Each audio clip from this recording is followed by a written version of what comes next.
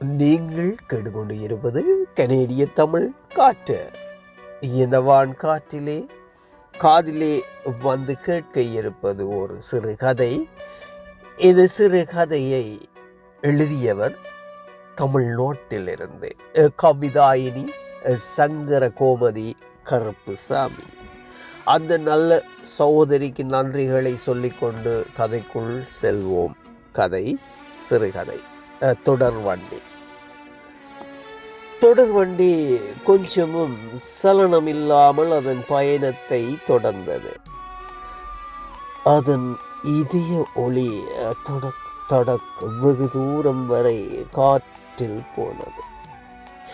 என் இதயம் நொறுங்கும் சத்தத்தை கடந்து என்னை விட்டு போகும் வருத்தமும் இல்லாமல் என் மூச்சு என்னை விட்டு போவது. நான் சுவாசமின்றி அமர்ந்திருக்க ரயில் என்னை கடந்து கொண்டு இருந்தது. நிசப்தமான மனதில் எந்த ஒரு ஒளியையும் காதுகளும் கேட்கவில்லை. மனதிலும் பரபரப்பில்லை.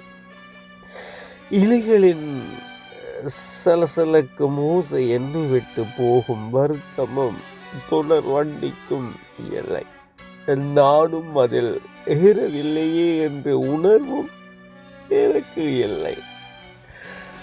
அது சரி, தொடர் வண்டியின் இரும்பு இதயத்திற்கு என்ன தெரியும்? அப்போது உடைந்து அழ வேண்டும் போல் இருந்தது. கண்களில் கண்ணீர் வடிந்து கொண்டு இருந்தது. என் கண்களுக்கு அழத் தெரியும் என்பதையும் அப்போதுதான் நான் உணர்ந்தேன். இதயத்தை முள்ளாய் கிழித்தது. பிரவச வலியை விட அதிகமானது இந்த வலி. ஆனால் இதயம் கல்லால் ஆனதோ துடிக்கும் சப்தத்தை நான் உணரவே இல்லை. மூச்சு போய்கொண்டு இருந்ததா தெரியவில்லை. உடம்பை இறுக்கி இருப்பதால் சுற்றி வளைத்தது போல் ஒரு உணர்வு. நெஞ்சு கூட நொறுங்கி போகும் உணர்வு இப்போது உணர்ந்தது மனது.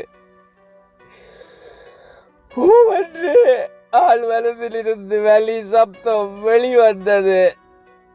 சுத்தி அழத் தொடங்கினாள் சங்கரி.